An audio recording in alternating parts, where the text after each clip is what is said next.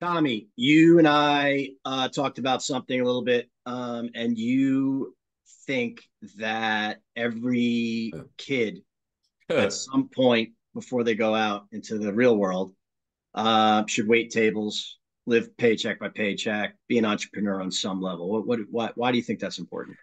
Well, I waited tables, bartended for years. I think that everyone should wait tables and sell something.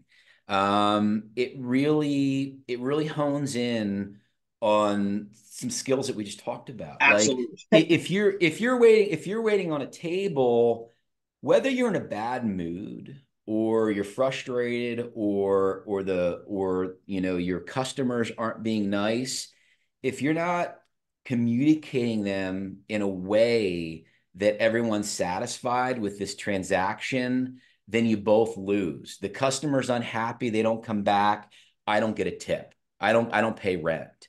So to learn that front end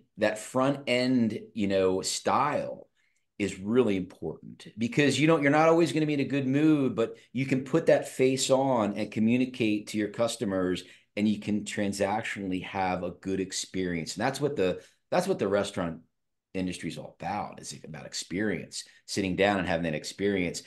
But you also learn about the back end because as a waiter, I can come up and the food can be late and all this. But guess what? It's not my fault. It's the cook in the back that's not showing up, or the dishwasher, like. So you start learning about how things in the back end translate to the experience on the front end. Like It's us having a like developer in the back end absolutely, and yes. us having to talk to the It's customer. very, it's so parallel. It's so parallel where things that are moving smoothly here move smoothly down to the overall experience. And man, I mean that is valuable experience, waiting tables, and you're also present. You're inside chaos, or we called it in the weeds, and you don't have time to think. You're reacting, you're doing, and you're accomplishing what you need to do to create an overall experience. And that gives you like tools to manage things. I don't love multitasking, but you can manage things in a chaotic order. And that's valuable experience too. Yeah. It teaches So you yeah, how to yeah, listen to your audience, exactly. Yeah. you know. Sales. Yep. Right, but like, Yeah. you may be bringing something, but you bring it and be like, I told you I'm lactose intolerant, all the cheese. Like, you got to listen, right? Yeah. Yeah. Yeah, I mean, it teaches you all sorts of things. It teaches you, days you don't feel well, you still have to perform. Right. You still have to talk to customers. Feedback we talked about. I mean, and as a customer going out, I mean, I have a respect for that side.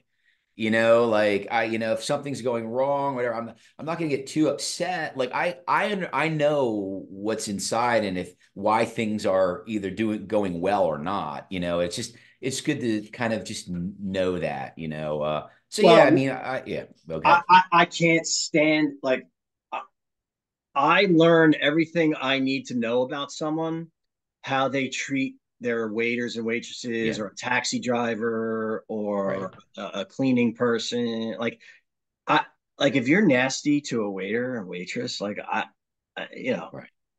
first of all, I feel not bad the for I them. feel bad, but not the greatest move. Like, somebody's Yeah, handling your food and you're no, nasty to them. Like, I absolutely never no. understand that. Yeah, Yeah, well, you saw the movie Waiting, right? I did. I mean, Oh my there's other gosh, the movies. goat. Yeah.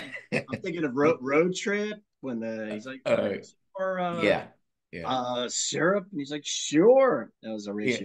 racist. Yeah. You don't want to be nasty to your waitress or waiter, and No. but yeah, so waiting tables and even like some level of sales. I think the tools that are developed out of certain jobs like that. I'm not saying you have to do wait tables, but certain jobs similar to sales and waiting tables. You develop survival tools that you can take with you. Plus, it's kind of nice if you're in between jobs and you can always pick up a shift here and there. It's kind of nice to have that behind your belt too. True, Yeah. true. Yeah.